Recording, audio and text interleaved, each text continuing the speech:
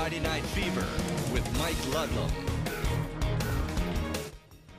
Good evening, everyone. Another big night in college hockey, especially up north in the Copper Country. Number 4 Michigan Tech hosting another top 10 team tonight, 9th ranked Minnesota Duluth. Let's go to the John McGinnis Student Ice Arena.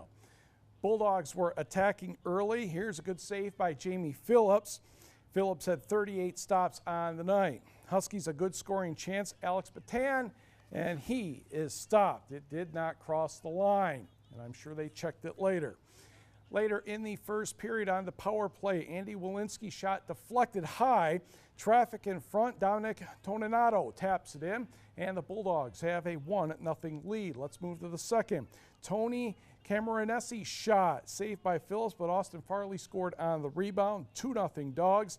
In the third, Dylan Stamen will tip this one in for Michigan Tech, but the Huskies cannot tie the game. The Bulldogs go on to win 3-1. We didn't start the game very well. I think right from the get-go they had a little bit of jump and really took advantage of that first power play, and then we could never quite get going again. Having said that, I thought we were better the second half of the game. We have to play with that urgency that we did and that emotion to start the game tomorrow. So I expect to see a better Michigan Tech team to start the game. Goes back to the blue line. Shot from the point. And 7:07 for Saturday's face-off. Tech's record on the season now 12-3 overall. On the scoreboard, Bemidji State defeats NMU 4-2. Reed Suckle and Jake Baker the goals for the Wildcats. Michael Doan getting the start in the net. He made 29 saves. And Ferris State defeated Lake Superior State by the count of 5-2. To high school basketball, where Marquette has a home game tonight. Sault Ste. Marie made the 3-hour trip to take on the Redmen. We'll pick up the action.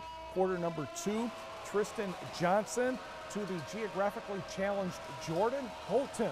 Yes, somebody named Holton plays for Sault Ste. Marie. That's good for 3, ties it at 13. Next, cross-court pass ends up being stolen eventually. Justin Fountain will drive and lay it in. And the Blue Devils led at the half, 15-13. Third quarter, Marquette starting to put it together a little bit better. Troy Sergey to Dakota Ryapel, Veas Grazoulis. He's 6'10", but we let him shoot out there because he makes them just like that, and he is already signed with NMU next season.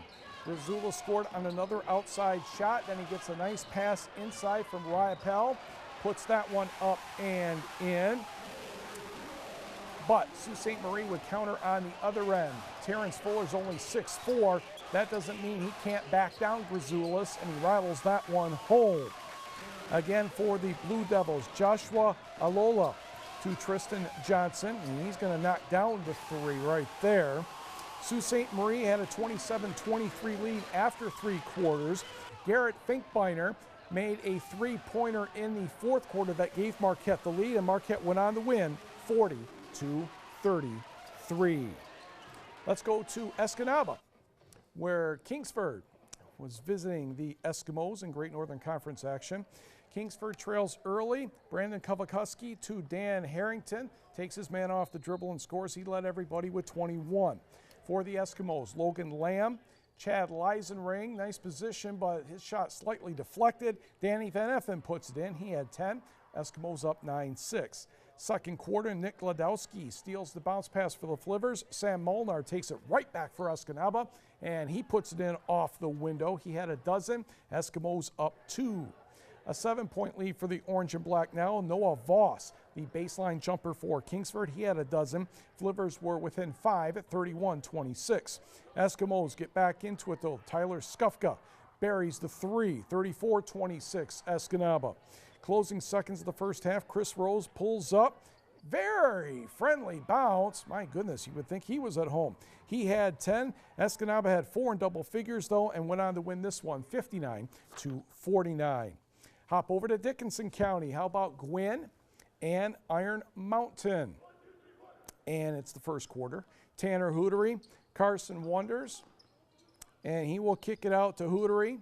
He knocks down the triple, and Iron Mountain has a 10-0 lead to get this one going. Not done by any means. Brock Grenier through the lane. Up, in off the window, 12-0 Iron Mountain. Then Gwynn gets going a little bit. Jonah Norman scores the first bucket of the game with the 3. That made it 12-3 Iron Mountain. Reed Weidenhofer is left wide open, and a members bounce there for 2 more, but in the end, Iron Mountain gets the win. Bucky Johnson's team off to a good start, 53-34.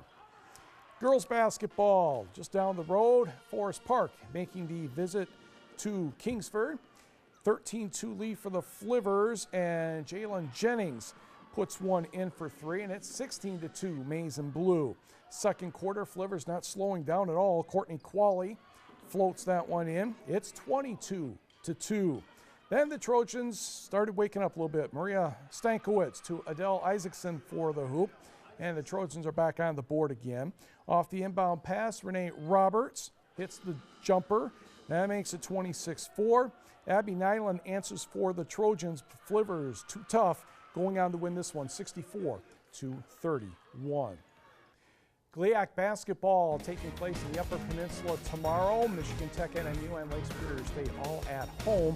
The Huskies have Wayne State, the women's game, starting at 1 o'clock. The Wildcats will have Findlay, the women's game, again at 1. And Lake Superior State is home to Walsh at 1 o'clock.